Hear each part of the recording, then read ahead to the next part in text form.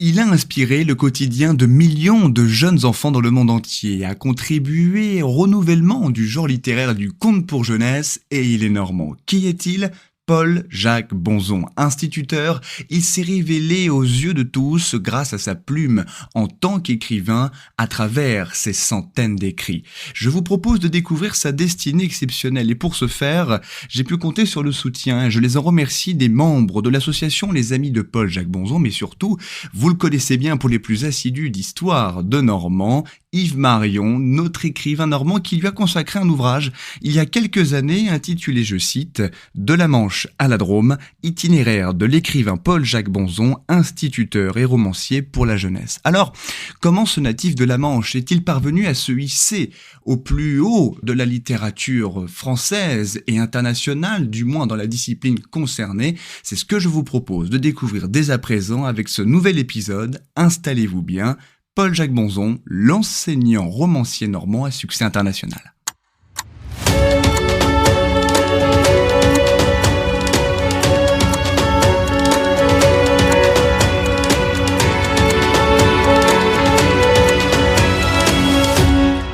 Paul-Alphonse Jacques Bonson est né le 31 août 1908 dans la maison du grand-père maternel à Sainte-Marie-du-Mont, une petite commune manchoise de près de 700 habitants, située non loin, pour les plus fins connaisseurs d'entre vous, de Sainte-Mère-Église et de Carentan-les-Marais. D'une famille aux racines normandes incontestables par sa grand-mère, Virginie Henriette Le Bailly, née à Saint-Martin-d'Aubigny, bien que son grand-père paternel soit issu de la Franche-Comté, il fut l'unique enfant de ses parents, Marie-Augustine Constance Flot, la mère, et d'Alphonse Maxime Bonson, le père. Ces derniers se sont définitivement installés en Normandie, dans le département de la Manche, précisément à Saint-Lô, la capitale de ce dernier, en 1918. Cela a conduit Paul-Jacques Bonson, devrais-je dire le petit écolier Bonson, à suivre l'ensemble de son instruction dans cette ville, en ayant notamment été élève au sein de l'école primaire des garçons de la rue Avin, puis de l'école primaire supérieure annexée au collège municipal de la ville. Aspirant à inculquer la connaissance,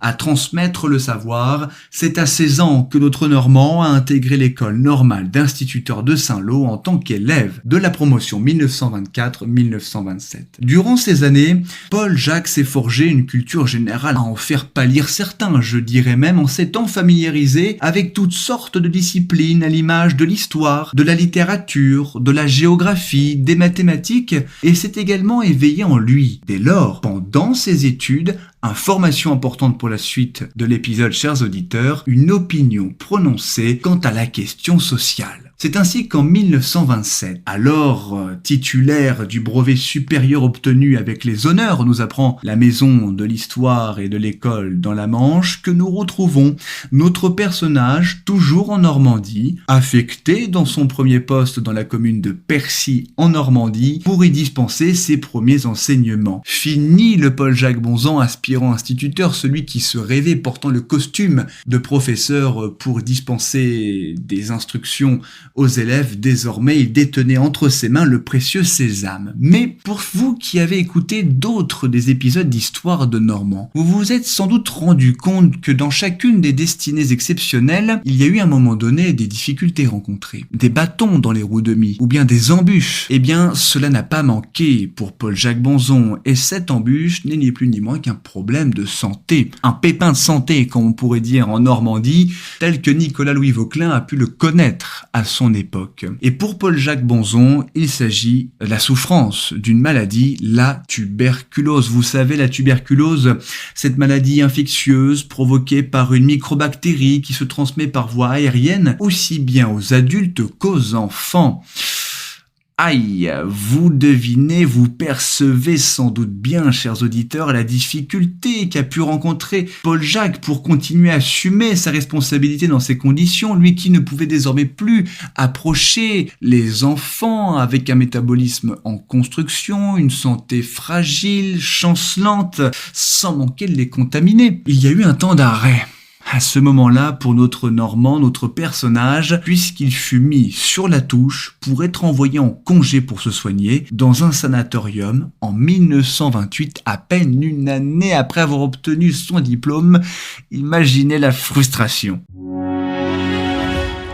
Alors, Où est-il allé, notre Normand ? Dans un premier temps, il fut admis dans le sanatorium de Saint-Fer dans la Creuse le 28 février 1928 et a terminé sa longue convalescence, presque 5 années de convalescence, au sein de l'établissement, le sanatorium de Saint-Jean-d'Olphe en Haute-Savoie, où il vécut de novembre 1932 jusqu'en juin 1933.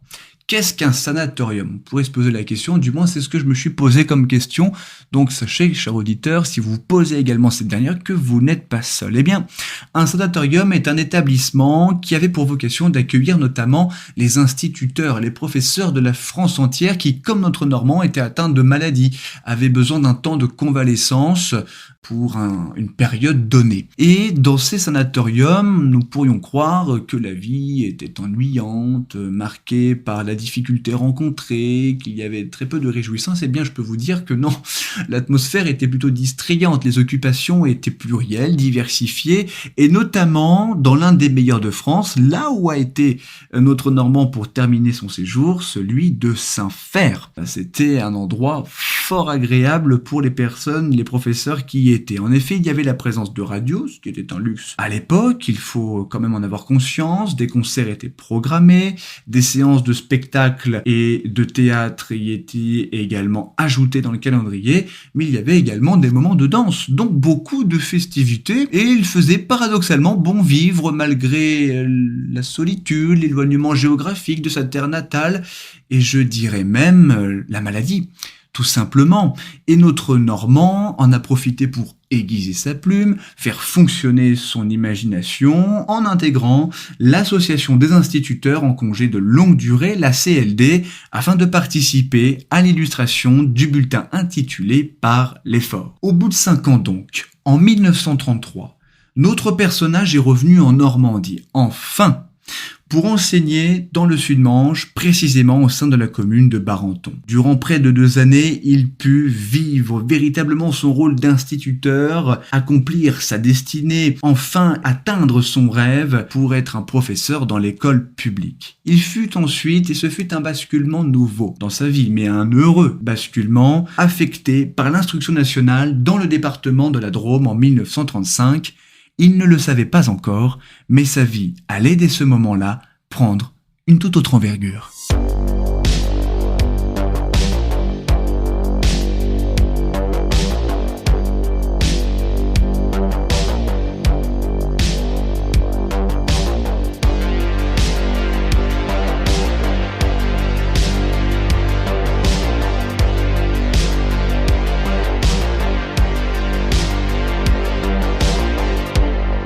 Hackers, un titre de Karl Kazé et de White Byte Studio à retrouver sur toutes les plateformes d'écoute.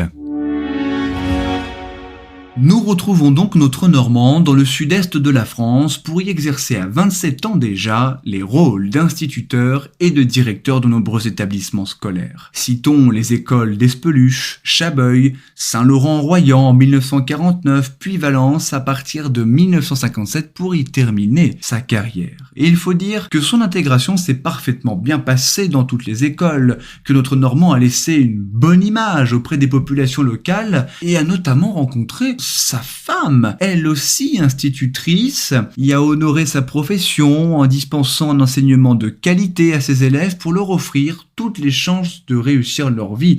En somme, Paul Jacques a inspiré des générations entières d'écoliers drômois et j'aime à vous lire cette citation que vous pouvez retrouver sur le site de l'association des amis de Paul-Jacques Bonzon, animée avec brio par notre écrivain normand Yves Marion et qui illustre très bien l'héritage de notre Normand dans ce territoire, la Drôme. Je cite: « Par sa présence et ses choix pédagogiques, par l'attention qu'il portait aux enfants, par la haute idée qu'il se faisait du rôle et de la place de l'école, il a profondément marqué la commune. » Alors il a marqué la commune en tant qu'instituteur, ça nous l'avons désormais en tête. Mais c'est véritablement dans la Drôme, au sein de la commune de Saint-Laurent-en-Royans, que notre Normand s'est mué en écrivain, qu'il a pu montrer à l'ensemble de la population la qualité de sa plume et devenir ce qu'il a également toujours au fond de lui-même souhaité, un homme de lettres.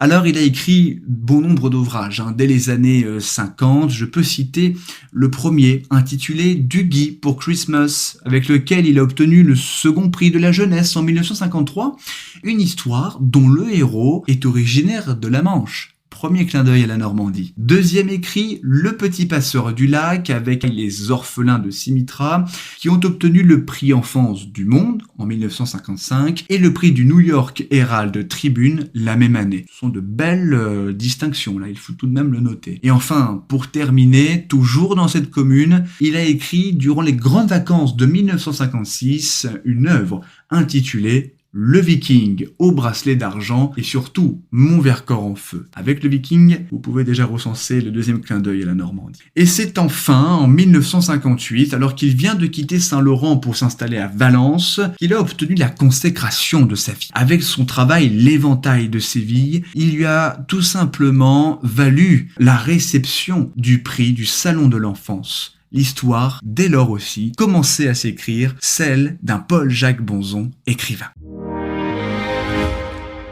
Sa carrière d'enseignant terminée en 1961 à l'âge de 53 ans, Paul-Jacques a consacré tout son temps libre à son nouveau métier d'écrivain de livres pour enfants et adolescents. L'Oustichien, Delphes le marin et Le jongleur à l'étoile, ce sont des premiers écrits qui ont illustré le passage d'un Paul-Jacques Bonzon instituteur à un Paul-Jacques Bonzon écrivain.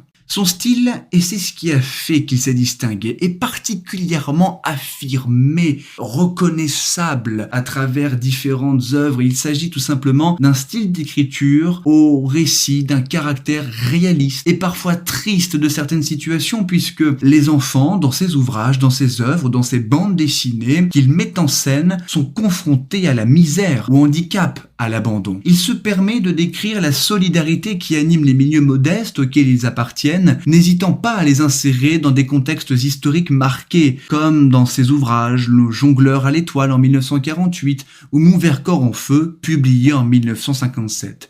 C'est ni plus ni moins, chers auditeurs, l'illustration de son attention portée à la question sociale évoquée en début d'épisode. J'aime également à vous lire cette citation que vous pouvez retrouver dans le travail excellent d'Yves Marion retraçant la vie et les œuvres de Paul-Jacques Bonzon qui synthétise, effectue, réalise un compendium du style Bonzon. Je cite: « Dans chaque récit, la loyauté, le sens de l'amitié et l'entraide prédominent. Ce sont des valeurs chères à l'auteur. Il veut que les enfants s'instruisent en lisant. Ces héros sont issus des classes sociales modestes, il leur rend hommage. Ils sont souvent confrontés à une classe sociale aisée et souvent méprisante, et les forces de police ne veulent jamais prendre au sérieux les découvertes de la bande. Normand de naissance et de cœur, bien qu'éloigné de sa province qui lui était si chère, Paul-Jacques Bonzon n'a cessé de rendre hommage à la Normandie en intégrant dans plusieurs de ses livres des scènes dans le Cotentin et particulièrement à Barneville-Carteret qu'il nomme un coup Barneret et Carteville ou encore Ardinquet dans son œuvre Delphes le marin publiée chez Sudel qui se déroule à Carteret. Nous pouvons citer l'histoire des cousins de la série La famille HLM, l'une des œuvres les plus connues de Paul-Jacques Bonzon puisqu'ils y prennent leurs vacances à Barneville-Carteret. Mais je peux également vous citer d'autres œuvres comme Le marchand de coquillages, Le cavalier de la mer ou encore Le bateau fantôme, la preuve d'un attachement singulier pour une province qui n'a que trop bien connu.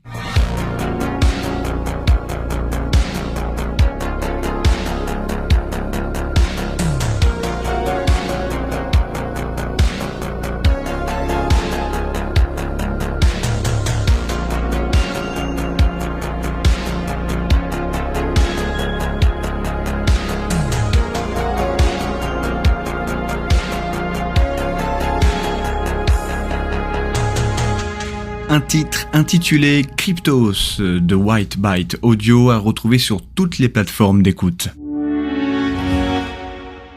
Mais alors, quelles sont les œuvres les plus célèbres de Paul-Jacques Bonzon ? Je peux vous en citer 3. La première, et c'est incontestablement la plus connue dans le monde, et je n'exagère pas, elle s'intitule Les 6 compagnons. À partir de 1961, et à travers 49 titres, la série narre les aventures d'un groupe de 6 garçons, Courgette, Tidou, Gnafron, Lagui, Bistek et Le Tondu ainsi qu'une jeune fille nommée Maddy, accompagnée de leur chien, qui vivent à Lyon dans le quartier de la Croix-Rousse et qui forment ensemble la bande du Gros Caillou. Cette série aux aventures parfaitement pensées, écrite et illustrée, a rencontré un succès phénoménal, retentissant sur l'ensemble des continents du globe. En effet, cette série a été éditée en Finlande, en Allemagne, en Russie, en Suède, en Iran, en Angleterre, en Chine, en Indonésie, en Afrique du Sud. Je ne vous ferai pas la litanie complète, mais vous saisissez bien l'écho rencontré par cette œuvre-là. En 1989, preuve du succès retentissant, les 6 compagnons ont été portés à l'écran sous le titre Les Compagnons de l'aventure, les 6 compagnons. À raison de 7 épisodes diffusés entre le 26 octobre 89 et le 28 décembre de cette même année dans l'émission intitulée L'école buissonnière sur TF1. La série fut rediffusée en juillet 1990 et en 1997 sur TF1, ainsi au XXIe siècle, en 2003, sur la chaîne télé TMC. La deuxième œuvre connue s'intitule La famille HLM, publiée en 1966. Cette série relate la mutation de la société française de l'époque avec la construction des HLM, les logements, et l'arrivée de milliers de ruraux dans les grandes villes. C'est l'exode rural. Elle raconte notamment le changement difficile du cadre de vie des enfants, Manouche, Clic, Plumet et Poulou. Enfin, la troisième œuvre notoire que je peux vous citer s'intitule Diabolo le petit chat, publié en 1974. C'est l'histoire d'un matou noir vraiment diablé, c'est la manière dont est présentée la série, que le jeune lecteur est invité à suivre dans cette série de 7 titres. D'autres œuvres ont connu un succès retentissant dans le monde à l'image du roman Les Orphelins de Sumitra, adapté sous une forme d'une série animée diffusée en 2008 au Japon sous le nom de Porphy no Nagai Tabi. Au total, ce qu'il faut retenir, chers auditeurs, c'est que notre Normand a publié plus d'une centaine de livres, dont 88 romans pour la jeunesse, traduits en 18 langues, 11 pièces de théâtre et une dizaine de livres scolaires. L'essentiel pour la librairie Hachette est ce qui en fait l'un des romanciers pour la jeunesse les plus représentatifs de son époque, imaginez-la. Paul-Jacques Bonzon est décédé à Valence le 24 septembre 1978 dans sa 71e année. Il est inhumé dans la 28e division du cimetière de la commune.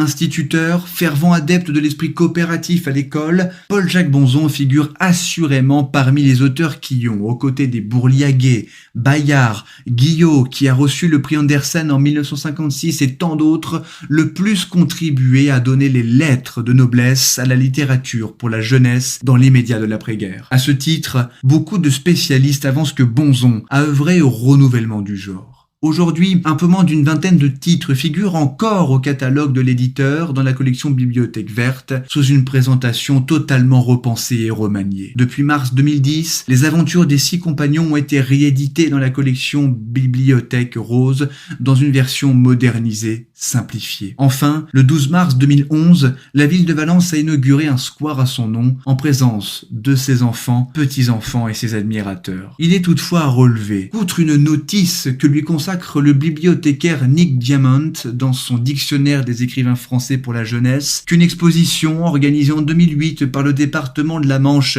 et surtout l'implication quotidienne des membres de l'association Les Amis de Paul-Jacques Bonzon ainsi que le travail de recherche remarquable de notre écrivain normand Yves Marion, peu de textes ou de contenu ne rendent hommage à la destinée exceptionnelle de Paul-Jacques Bonzon qui, à sa manière, a fait rayonner la littérature française et par conséquent normande. Désormais, chers auditeurs, vous saurez.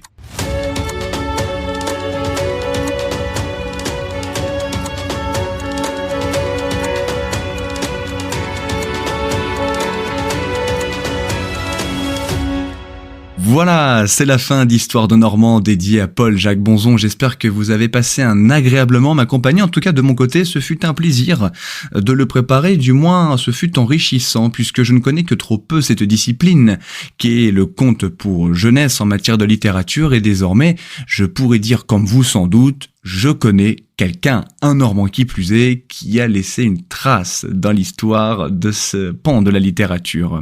On se retrouve très rapidement pour un nouvel épisode. En attendant, n'hésitez surtout pas à continuer à partager au plus grand nombre les épisodes. La communauté s'agrandit et c'est toujours un plaisir, mais nous pouvons toujours faire plus. En attendant, je vous souhaite de passer de belles fêtes de Noël. C'est un moment important à partager en famille, en pleine communion avec vos proches.